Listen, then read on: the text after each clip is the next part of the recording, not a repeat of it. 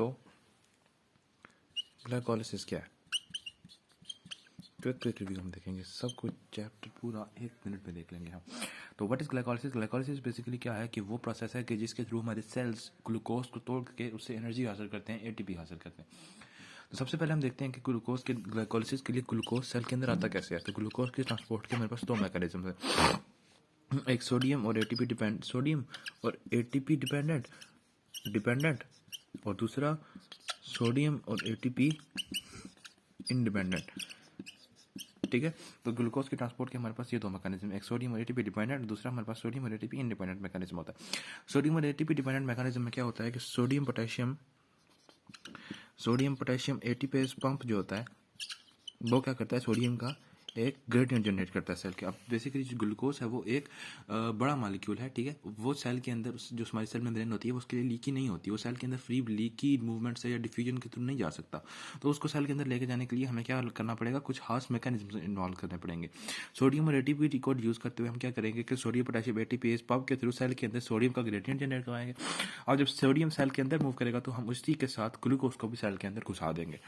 दूसरा है सोडियम और एटीपी इंडिपेंडेंट। इसमें क्या होता है, हमारे पास ग्लूकोज ट्रांसपोर्टर्स की एक पूरी फैमिली इन्वॉल्व होती है, जिसके अंदर 14 ट्रांसपोर्टर्स इन्वॉल्व हो रहे हैं। ठीक है, 14 ट्रांसपोर्टर्स की एक फैमिली होती है जिनको क्या कहते हैं, GLUT transporters, GLUT, GLUT transporters. ठीक है, ग्लूट 1 अप टू 14 ये होते हैं हमारे पास। ठीक है, तो ये हमारे पास क्या करते हैं, बेसिकली सेल में से बेसिकली ग्लूकोज को उठाते हैं और सेल के अंदर भेज देते हैं, जब भी उसकी जरूरत होती है ग्लूकोज को ट्रांसफर कर देते हैं। ठीक है, अब ग्लूट 1 2 3 4 5 और 7 ये इंपॉर्टेंट है। ग्लूट 1 और 3 जो होता है ये मोस्ट अबंडेंट टाइप होती है और ये बेसल लेवल यानी कि बिल्कुल लो कंसंट्रेशन ऑफ ग्लूकोज के ऊपर भी वर्क कर सकती है, और ये आरबीसीज और हमारे न्यूरॉन्स में, सेंट्रल नर्वस सिस्टम में प्रेजेंट होती है। ग्लूट 2 जो है ये हमारे पास लीवर और पैंक्रियास के बीटा सेल्स के अंदर प्रेजेंट होती है, और ये एज अ ग्लूकोज सेंसर के तौर पर काम कर रही होती है। ग्लूट 4 जो है ये हमारे पास कहाँ पे होती है, एडिपोज टिश्यू के अंदर, और ये क्या करती है, ये बेसिकली इंसुलिन जब आता है तो इंसुलिन इसकी एक्सप्रेशन करवा के ग्लूकोज की अपटेक करवाता है सेल के अंदर। 5 जो है ये फ्रुक्टोज की भी करवा सकती है, 7 का ऐसा बुक में नहीं लिखा लेकिन इंपॉर्टेंट है, ये भी याद रखना। ये होगी हमारे पास क्या, ग्लूकोज की ट्रांसफर सेल के अंदर। कि ग्लाइकोलिसिस के लिए ग्लूकोज सेल के अंदर 2 तरीकों से आता है, एक हमारे पास सोडियम और एटीपी डिपेंडेंट तरीका होता है और दूसरा सोडियम और एटीपी इंडिपेंडेंट तरीका होता है। जो सोडियम और एटीपी इंडिपेंडेंट तरीका है उसमें क्या होता है, 14 ग्लूट ट्रांसपोर्टर्स इन्वॉल्व हो रहे होते हैं, और जो सोडियम और एटीपी डिपेंडेंट है उसमें क्या, sodium potassium ATPase pump involve हो रहा होता है। अब चलते हैं हम ग्लाइकोलिसिस के प्रॉपर रिएक्शंस की तरफ। तो ग्लाइकोलिसिस में सबसे पहला रिएक्शन जो होता है उसमें हम क्या करते हैं कि ग्लूकोज की फास्फोराइलेशन करवाते हैं। ये हमारे पास क्या है, ग्लूकोज, हमने इसकी क्या करवानी है, फास्फोराइलेशन करवानी है। ग्लूकोज की फास्फोराइलेशन करवा के हम इसको कन्वर्ट कर देंगे किसमें, ग्लूकोज 6 फॉस्फेट में।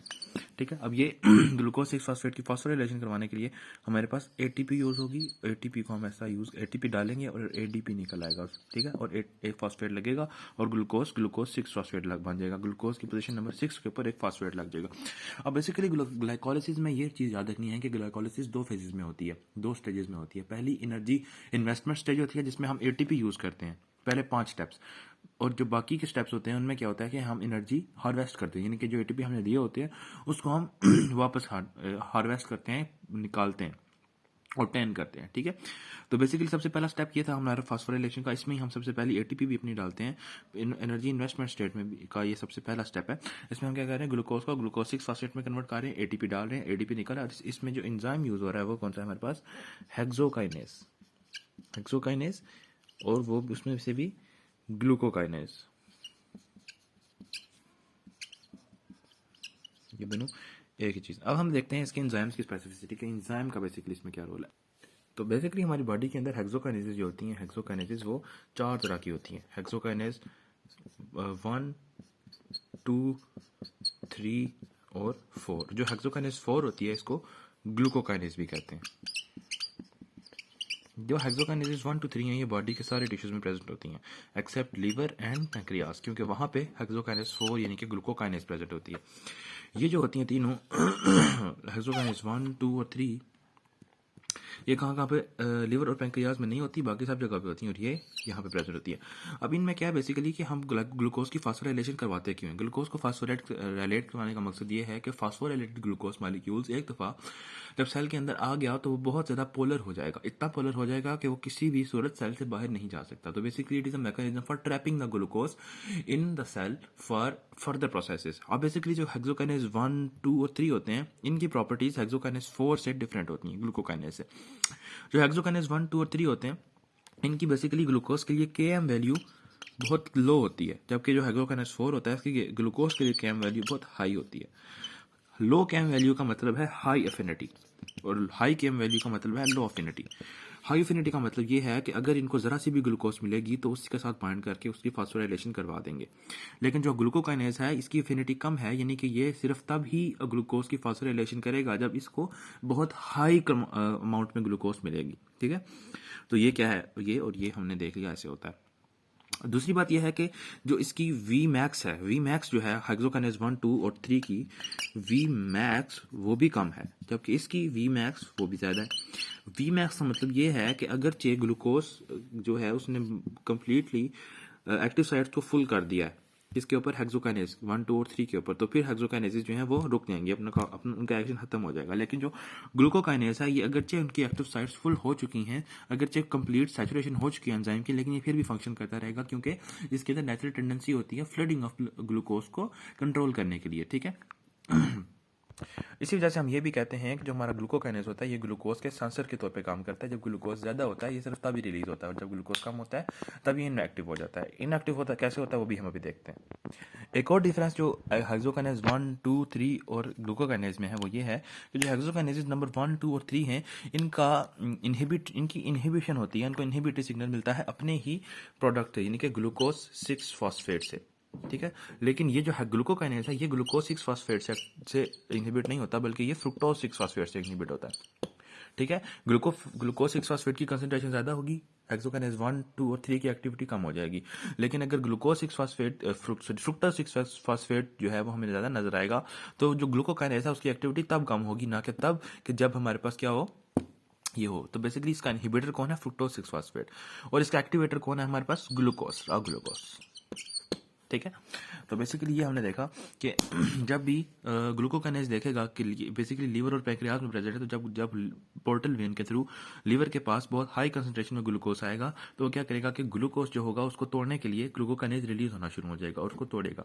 जब वो देखेगा कि अब उसने क्या करना है, तोड़ना नहीं है बेसिकली, सॉरी, उसने क्या करना है, फास्फोराइलेशन करवानी है। वो ग्लूकोज को देखेगा उसकी फास्फोराइलेशन करवाना शुरू कर देगा, लेकिन वो करवाता जाएगा, फास्फोराइलेशन करवाता रहेगा, लेकिन कुछ देर के बाद देखेगा कि अब तो फ्रुक्टोज 6 फॉस्फेट की कंसंट्रेशन ज़्यादा हो रही है, मतलब ये कि मेरी फास्फोराइलेशन जो मैं कर रहा हूँ वो रंग ला रही है और ग्लाइकोलिसिस चल रही है, तो वो क्या करेगा, रुक जाएगा वहीं पे और वापस जाके इनएक्टिवेट हो जाएगा। अब इसकी इनएक्टिवेशन का मैकेनिज्म हम देखते हैं।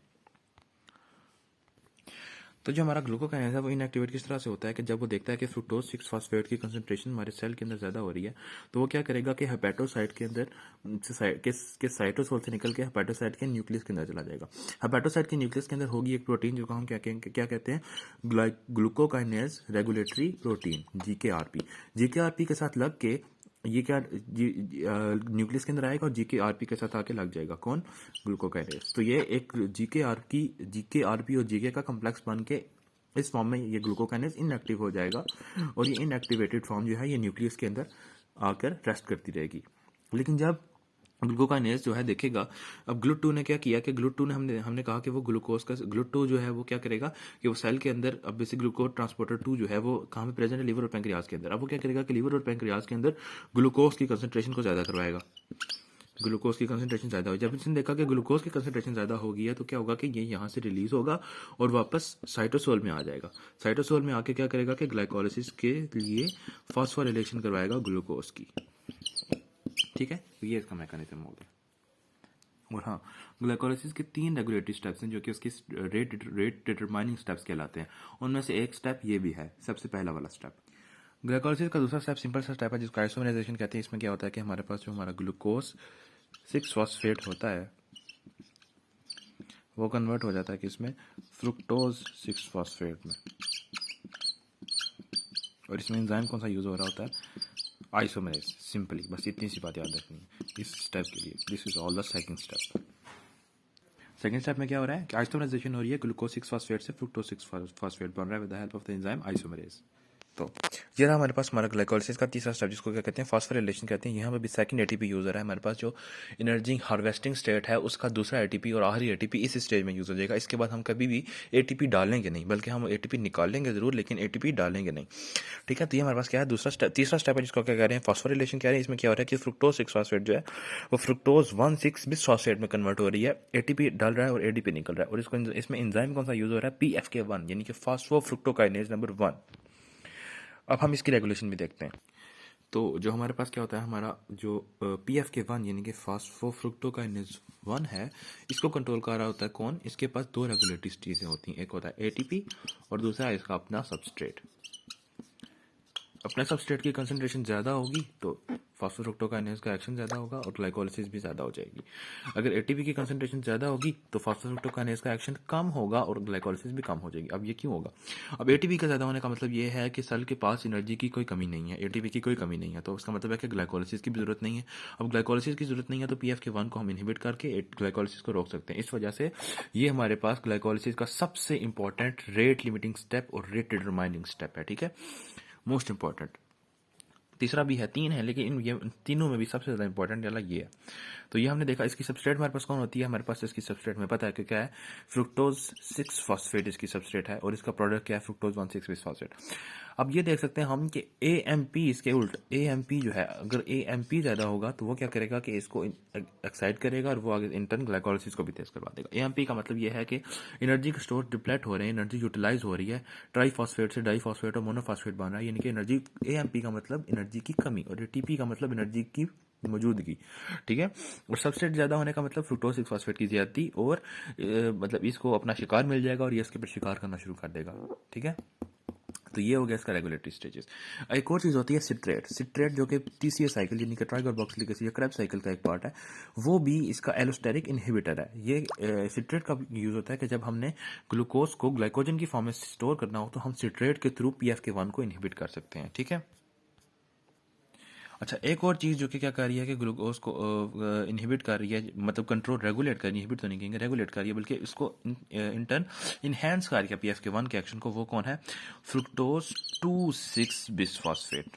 फ्रुक्टोज 1,6 बिस फॉस्फेट हमने देखा कि उसका एक्चुअल प्रोडक्ट था, लेकिन फ्रुक्टोज 2,6 बिस फॉस्फेट जो है वो भी PFK1 के एक्शन को ज्यादा करके ग्लाइकोलिसिस को तेज करता है। अब ये बनता कैसे है कि जब फ्रुक्टोज 6 फॉस्फेट के ऊपर डायरेक्टली PFK2 एंजाइम एक्ट करता है।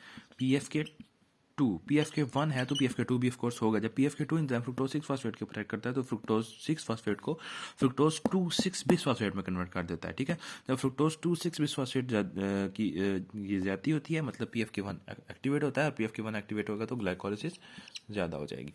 ठीक है, तो इस तरह से रेगुलेट हो रही होती हैं चीजें।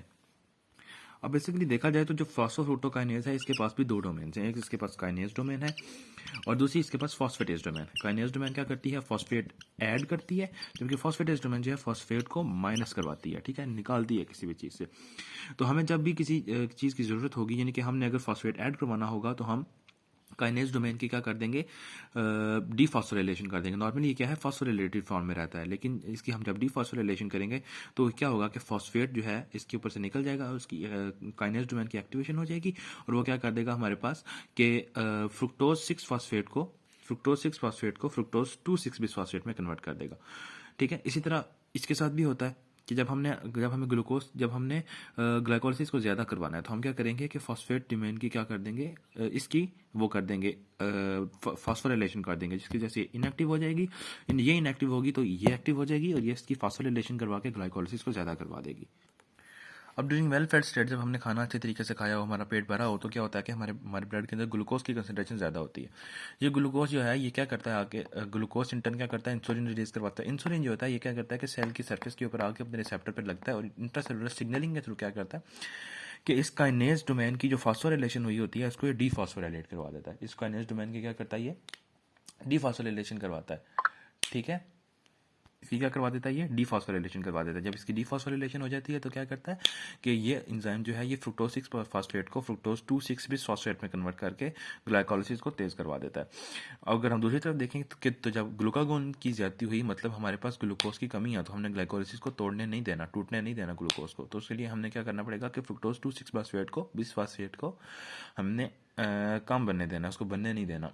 तो बेसिकली क्या होगा कि जो हमारे पास ग्लूकागोन है वो सेल के सरफेस के ऊपर अपने रिसेप्टर पर आके लगेगी। इन सेकंड मैसेंजर सिस्टम के थ्रू जो है वो सिग्नल आएगा।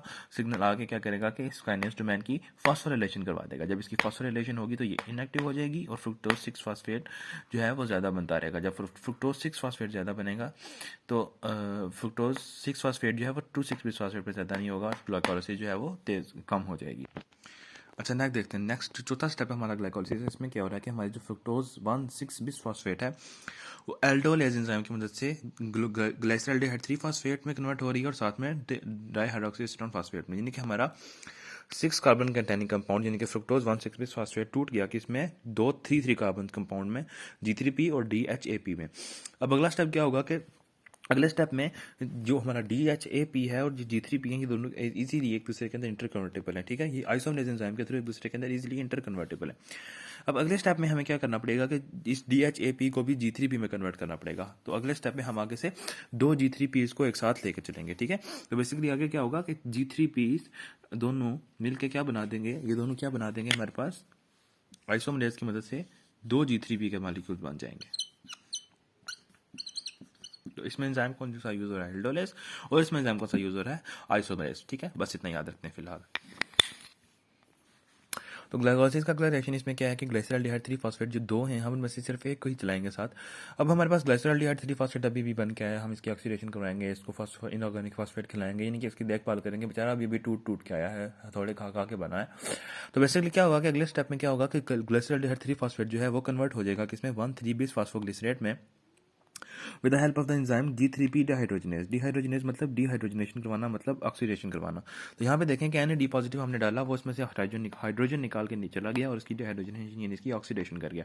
और साथ में हम यहाँ पे क्या डाल रहे हैं, इनऑर्गेनिक फास्फेट डाल रहे हैं, यानी कि इसके सिर्फ ग्लिसरॉल्डिहाइड की 3 पोजीशन पे फास्फेट लगा था, अब उसकी पोजीशन नंबर 1 पे भी फास्फेट लग गया। तो ये क्या बन गया हमारे पास, 1,3 बिस फास्फोग्लिसरेट। ठीक है, तो G3P की ऑक्सीडेशन की और हमारे पास साथ में इनऑर्गेनिक फास्फेट ऐड किया in the process of enzyme G3P dehydrogenase, और ये 1,3 बिस फास्फोग्लिसरेट बन गया। अब बेसिकली ये जो NADH प्लस H प्लस बना है, ये NADH जो बना है ये हमें जाके क्रेब्स साइकिल में आगे इलेक्ट्रॉन ट्रांसपोर्ट जेन में जाके हमें 3 ATPs देगा। तो ये जो NADH है ये 3 ATPs के इक्विवेलेंट है। ठीक है, अब हम इसके एंजाइम की रेगुलेशन देख लेते हैं। G3P डिहाइड्रोजनेज का ऐसा कोई इंपॉर्टेंट रोल नहीं है, मतलब इसका सिंपली क्या करवा काम है कि इसने डिहाइड्रेशन करवानी होती है। लेकिन एक इंपॉर्टेंट बात जो है वो क्या है, आर्सेनिक पॉइजनिंग है। ठीक है, जो आर्सेनिक पॉइजनिंग होती है वो बेसिकली इसी लेवल पे आके रिएक्शन के इसी स्टेप को क्या करती है, इनहिबिट करती है या इसको ही रोकती है। बेसिकली आर्सेनिक पॉइजनिंग में क्या क्या होता है, आर्सेनिक पॉइजनिंग में कि बेसिकली हम देख रहे हैं कि G3P जब 1,3 बिस फास्फोग्लिसरेट में कन्वर्ट होगा तो हमें साथ NADH मिला और जो कि 3 ATP के इक्वल था। अब बेसिकली जब ये आर्सेनिक पॉइजनिंग हो जाएगी तो आर्सेनिक क्या करेगा कि साइकिल को, ग्लाइकोलाइसिस को रोकेगा नहीं, लेकिन फिर भी ATP को जो है वो कम कर देगा। वो कैसे करेगा कि ये कंपीट करेगा फॉर विद G3P के साथ कंपीट करेगा as a substrate for G3P dehydrogenase. G3P dehydrogenase की सबस्ट्रेट के लिए ये compete करेगा किसके साथ, G3P के साथ। ठीक है, और G3P की जगह खुद जाके G3P डिहाइड्रोजनेज भी लग जाएगा। जब ये लगेगा तो रिएक्शन तो हो जाएगा, G3P डिहाइड्रोजनेज से हमें 1,3 बिस फास्फोग्लिसरेट तो मिल जाएगा, लेकिन जो NADH बन रहा था, जो हमारा NADH हमें 3 ATPs दे रहा था, वो नहीं बनेगा। इस वजह से इसने साइकिल को तो बेसिकली ग्लाइकोलाइसिस के स्टेप्स को तो खत्म नहीं किया, लेकिन इसने क्या किया कि हमारी ATP यील्ड को कम कर दिया। सॉरी, मैंने बोला कि ये G3P के साथ जो है वो compete करेगा एज फॉर द सबस्ट्रेट, लेकिन ये इनऑर्गेनिक फॉस्फेट के साथ जो है वो करता है, compete करता है as a substrate. Inorganic phosphate के साथ compete करता है, G3P के साथ नहीं। तो अगला स्टेप हम देखते हैं अपना ग्लाइकोलाइसिस का। उसमें क्या हो रहा है हमारे पास कि 1,3 बिस फास्फोग्लिसरेट जो है वो 3 फास्फोग्लिसरेट में कन्वर्ट हो रही है। अब शुरू होती है हमारी एनर्जी हार्वेस्टिंग स्टेट, यानी कि हमने जो बीज बोया था, जो एटीपी हमने बोए थे, अब वो काटने का वक्त आता है। तो हम यहाँ क्या करते हैं कि काइनेज एंजाइम की मौजूदगी में एडीपी डालते हैं और वो एडीपी एटीपी बन के बाहर निकलता है और 1,3 बेस फॉस्फोग्लिसरेट को 3 फॉस्फोग्लिसरेट में कन्वर्ट कर देता है। ये एंजाइम बेसिकली ये product reaction basically kinase enzyme की मौजूदगी में हो रहा है। तो इस प्रोसेस में जो एटीपी बनती है उसको हम सबस्ट्रेट लेवल फास्फोरिलेशन के थ्रू बनने वाली एटीपी भी कहते हैं। ये बात आप याद रखिएगा कि ये रिएक्शन साथ साथ इक्विवेलेंट दूसरे G3P मॉलिक्यूल के लिए भी बन रहा है, क्योंकि हमने देखा था कि 2 G3P मॉलिक्यूल्स बने थे हमें एक ग्लूकोज के मॉलिक्यूल से। तो इसलिए यहाँ पे इफेक्टिवली एक एटीपी नहीं बल्कि 2 एटीपीज हैं। अब यहाँ पे एक इंपॉर्टेंट स्टेप हम देखते हैं कि जो ये सीधा सीधा रिएक्शन तो हमने देख लिया, लेकिन यहाँ पे एक इंपॉर्टेंट शंट रिएक्शन होता है सिर्फ आरबीसीज के अंदर कि 1,3 बिस फॉस्फोग्लिसरेट जो है ये म्यूटेज की मदद से 2,3 बिस फॉस्फोग्लिसरेट में कन्वर्ट हो जाता है। 2,3 बिस फॉस्फोग्लिसरेट जो है वो फॉस्फेटेज की मदद से एडीपी के थ्रू एटीपी में कन्वर्ट हो जाता है। तो बेसिकली ये स्टेप जो होता है ये वाला ये शंट रिएक्शन कहलाता है और ये सिर्फ आरबीसीज के अंदर होता है कि जो सोली डिपेंड कर रहे होते हैं ग्लाइकोलिसिस के ऊपर अपनी एनर्जी रिक्वायरमेंट्स के लिए, अपनी एटीपी रिक्वायरमेंट्स के लिए। अगले स्टेप में सिंपली क्या होगा कि म्यूटेज एंजाइम की वजह से हम 3 फास्फोग्लिसरेट को 2 फास्फोग्लिसरेट में कन्वर्ट कर देंगे। अगला रिएक्शन भी सिंपल ही है, उसमें क्या हो रहा है कि जो 2 फास्फोग्लिसरेट हम पीछे बना के आए थे उसको हम क्या करेंगे, इनोलेज एंजाइम की मदद से उसकी डिहाइड्रेशन करवा के उसको फास्फोइनोल पायरुवेट में कन्वर्ट कर देंगे। अब नेक्स्ट स्टेप में क्या हो रहा है कि जो फास्फोइनोल पायरुवेट हमने बनाया है ये वाला, इसको हम कन्वर्ट कर, तो जो हमारा लास्ट स्टेप है इसमें हम देख रहे हैं कि जो हमारा फास्फोइनोल पायरुवेट ये हमारा पेप है, ये पायरुवेट में कन्वर्ट हो रहा है, एडीपी डाल रहे हैं, एटीपी निकल रहा है और ये पायरुवेट काइनेज की मौजूदगी इसकी मदद से रेगुलेट हो रहा है। और जो हमारा सबसे इंपॉर्टेंट तीसरा रेगुलेटरी स्टेप था वो सबसे लास्ट वाला ये स्टेप है जिसमें फास्फोइनोल पायरुवेट में कन्वर्ट हो रहा है और पायरुवेट काइनेज एंजाइम जो है इसमें एक इंपॉर्टेंट रोल प्ले करता है in the regulation of glycolysis. तो वो हम देख लेते हैं। तो जो हमारा लास्ट एंजाइम है इसमें ग्लाइकोलिसिस का वो क्या है, पायरुवेट काइनेज, जिसमें क्या हो रहा है हमारे पास कि इसकी 3 चीज़ें हो रही हैं, feed forward regulation, conformational change और तीसरी डेफिशिएंसी से क्या हो रहा है। फीड फॉरवर्ड रेगुलेशन का मतलब ये है कि हम पीछे देख के आए हैं कि फ्रुक्टोज 6 फास्फेट जो है वो बनता है हमारे पास as a result of isomerisation of glucose. तो जो फ्रुक्टोज 6 फास्फेट हम पीछे बना के आए हैं वो फ्रुक्टोज 6 फास्फेट जो है वो क्या करता है, डायरेक्टली पायरुवेट काइनेज को क्या करता है, पॉजिटिव सिग्नल देता है और इस टर्मिनल स्टेप को जो है वो फास्ट कर देता है। इसको कहते हैं फीड फॉरवर्ड रेगुलेशन। बेसिकली ये एक फीड फॉरवर्ड थिंग है rather than the feedback thing. दूसरी चीज़ हम देखते हैं कि कन्फॉर्मेशनल चेंज। बेसिकली जैसे हमने देखा था कि इंसुलिन के केस में क्या हो रहा था कि इंसुलिन सेल के अंदर आती थी, वो क्या करती थी कि जो काइनेज डोमेन थी जो कि काइनेज एक्टिविटी को कम करके फास्फोरिलेशन की बजाय डी फास्फोरिलेशन करवा रही थी किसकी, PFK1 की, ताकि हम ग्लाइकोलिसिस को ज़्यादा करवा सकें। इस केस में भी ऐसे ही होगा कि इंसुलिन जब भी आएगी तो क्या करेगी कि इसकी डी फास्फोरिलेशन करवा के इसको एक्टिवेट कर देगी। लेकिन जब भी हमारे पास ग्लूकागोन ज़्यादा होगी तो वो क्या करवाएगी कि इसकी फास्फोरिलेशन करवाएगी, काइनेज एंजाइम की एक्टिविटी को तेज़ करवाएगी और इसकी तेज़ी की वजह से जो है फास्फोग्लूकोकाइनेज इनहिबिट हो जाएगा। जब ये इनएक्टिव हो जाएगा, इनहिबिट हो जाएगा, तो जो हमारे पास ग्लाइकोलिसिस है, ग्लाइकोलिसिस वो कम हो जाएगी। ठीक है।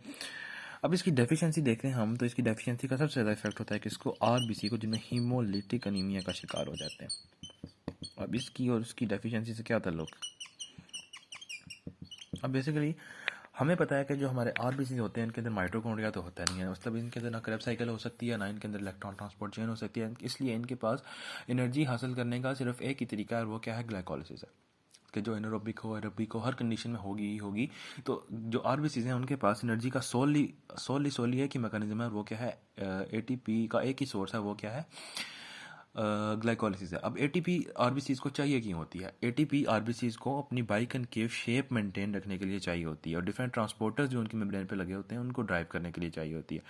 उन ट्रांसपोर्टर्स को ड्राइव करके ये अपनी बाइकनकेव शेप मेंटेन रखते हैं और ये बाइकनकेव शेप इनको मदद देती है स्क्वीज़ करने में, डिफरेंट रीजन से गुजर के जाने में बगैर रप्चर हुए।